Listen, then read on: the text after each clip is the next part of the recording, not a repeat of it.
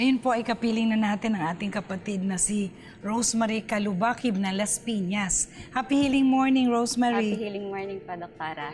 Ngayon ba totoong walang-wala na yung GERD mo? Ay, opo, magaling na po ako, Doktora. Maraming salamat po sa inyo.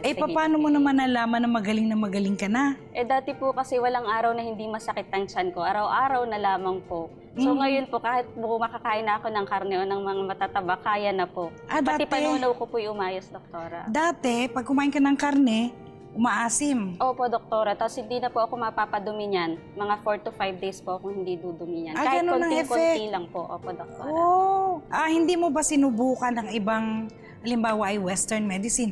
Dahil nurse ka naman. Opo, sinubukan din po, Doktora. Halos 5 years nga po na nag-synthetic medicine 5 years ako. yung GERD mo ay nandyan. Opo, Doktora. Iba-ibang gamot. Iba-iba pong gamot. Ng mga antibiotics ko po ang tataas din ng dosage.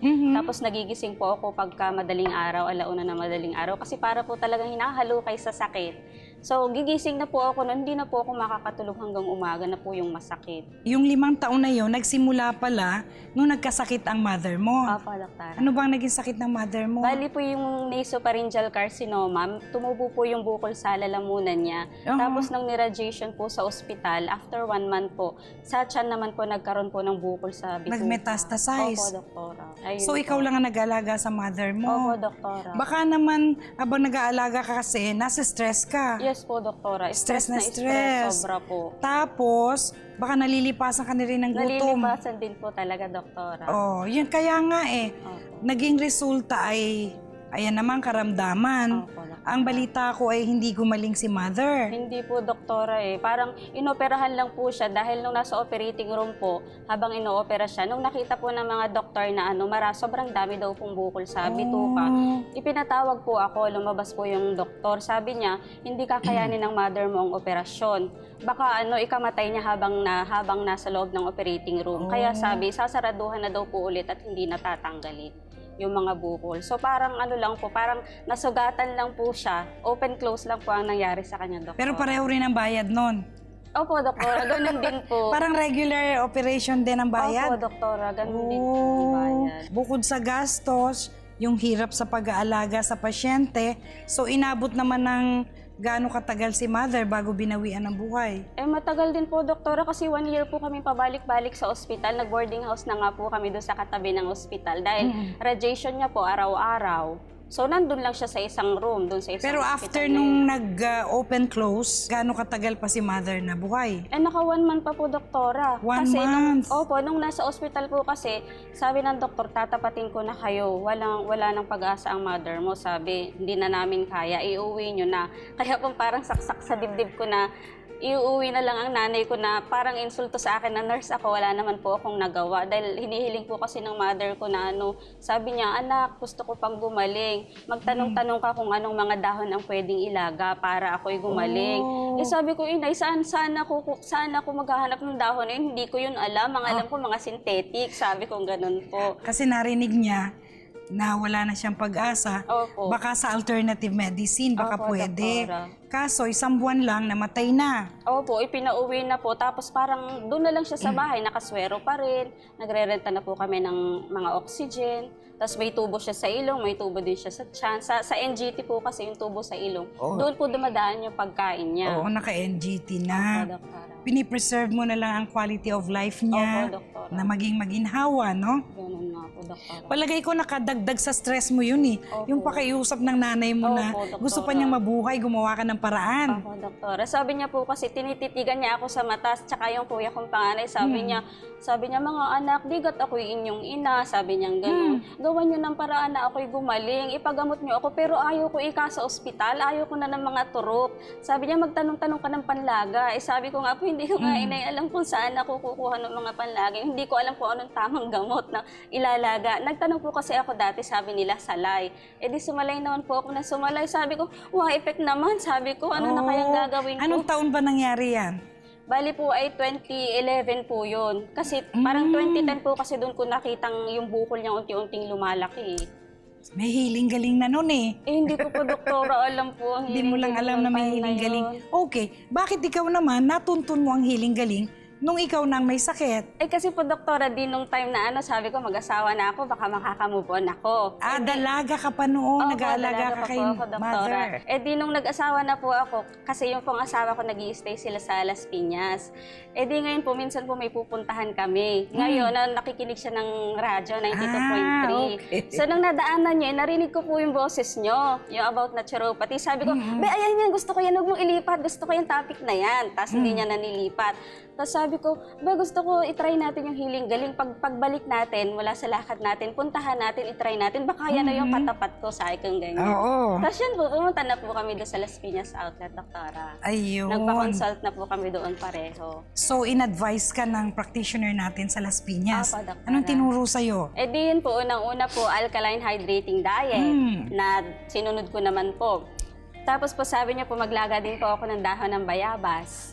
Yun po, kaya lang po dito sa Manila, wala naman po akong mahanap. Minsan lang po nagpapahanap po ako dun sa driver ng asawa ko. Eh, nahihiya rin po ako na lagi ako nakikisuyo. Pero nasubukan mo yung visa ng pinakuluan na dahon ng bayabas. Opo, doktora, effective po siya. Anong naramdaman mo pagkainom mo nung mainit-init Ako na po yung tsaa? nagpa-yutot at nagpadigal-digal, doktora. Yun nga po mga Ayun kapatid, po. no? Ganun na nangyayari. Magpapadighay-dighay, magpapayutot-yutot dahil sa natural enzymes from the guava leaves. Nung una po, doktora, aminin ko sa inyo, medyo may pagkapiloso po pa ako nung una eh. Kasi sa loob-loob ko na lang, ano ba yung healing galing na yan? Ang dami-daming bawal. Baka mamamayat ako niyan, sabi kong ganon. Pero na-realize ko po sa sarili ko, nung time na yun na nagtatry din ako ng ibang alternative, na sabi ko, bakit hindi ako gumaling? Sabi ni doktora sa radyo, dapat bago mag 3 months, may improvement na kayo or magaling na kayo. First 3 days, may improvement ka na. Opo, doktora. Pag hindi ka gumaling ng first 3 days, dapat on the 3rd week, may improvement ka na. At pag tamad ka, at least on the 3rd month, dapat magaling ka na. Opo, O ano yan po, nangyari doktora. sa'yo? Try ko na lang kaya nga itong healing galing, sabi kong gano'n. Dahil nga po nung nag-try ako ng ibang alternative, sabi ko bakit mukhang hindi ako gumaling? Sabi ko, siguro dapat maging disiplinado din ako sa sarili ko, yung turo ng practitioners ko sa Las Piñas. Holistic approach, sabi kong gano'n. Kasi sabi ko, hindi naman aasa ka na lang sa mga gamot na binibigay sa iyo, sa isip ko. Tapos sabi ko pa nga po dun sa husband ko, maganda sa healing galing kasi yung holistic approach nila, hindi nga lang gamot ang ituturo. Sabi ko, pati yung mga bawal na pagkain, ituturo, ano yung mga dapat mong iwasan. Sabi kong ganyan, ituturo nila yung mga points na dapat pindutin sa parte ng katawan para ma-stimulate ang organ. Ituturo din kako nila yung mga kung paano paghaplos ng healing oil. Sabi ko, ng healing galing oil. Kaya sabi ko, siguro panahon na para itry ko, baka ito na ang katapat ko. Sabi ko gano'n. Tapos di sabi ko, sige na nga, bilhan mo na nga lang ako ng rhizome pills kasi yun nasabi sa akin ng practitioner ko. Okay. Tapos tinry ko po, dahil kasi sabi niya po 20-20 muna before meals. Sabi Initial niya. intake ng Opo, rhizome. yung initial intake. Yun nga po, tinry ko na. Tapos nang nakikinig na po ako sa inyo sa radyo, doktora, narinig ko, sabi niyo, pag acidity, pwede namang 10-10 na lang po before meals. Di sabi ko, sige, adjust ko na lang. Sabi ko gano'n. Tapos yun nga po, nung parang napansin ko, yung 5 araw ko palang sabi ko, kasi doktora, walang umaga na pag pinitik ko yan, talagang parang tambol yan.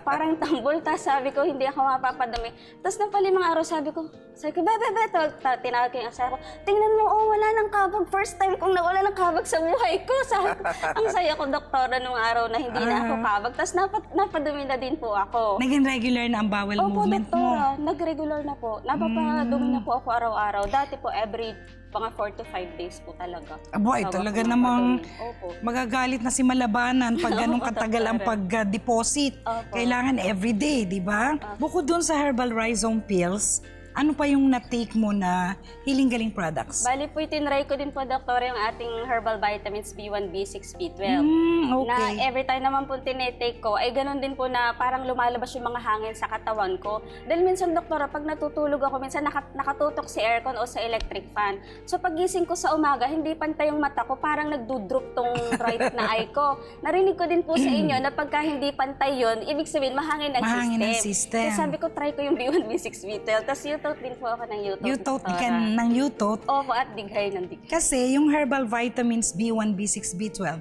nagtatanggal din yun ng hangin, yung hangin sa ugat, sa kalamnan. Kaya ang effect nun, pag marami kang accumulation ng hangin, pati yung B1, B6, B12 ay nakakatulong sa pag-expel ng hangin, no?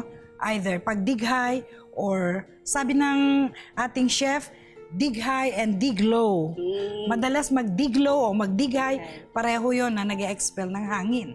At gaano kabilis na sa pag-inom mo ng herbal rhizome pills, napakiramdaman mo, wala na yung GERD na yon. Ayun nga po, doktora, yung pong 5 araw ko po, okay na ako noon. Ibig mo sabihin, yung 5 taon mo na naranasan mo yung GERD na yan, na palipat-lipat ka ng manggagamot at gamot na iniinom, sa 5 araw lang natanggal ng rhizome pills. Opo, doktora, doon nga po ako sabi ko, parang miracle to namang rhizome pills na to. Tapos alam niyo po, curious talaga ako. Sabi ng asawa ko, anong ginagawa mo dyan? Parang pinirat-pirat ko siya dahil sabi ko, anong meron dito? Hinata ko talaga, binabad ko sa tubig. Sabi, ano kaya ingredients na nilagay dito ni doktora? Bakit super effective to? Sabi ko gano'n. Talaga na-curious ako. Sabi ko, para naman lasang chocolate. Sabi ko, ano kaya meron dito? Yun po, ganun po ang ginagawa ko. Na napakatigas, di ba? Opo.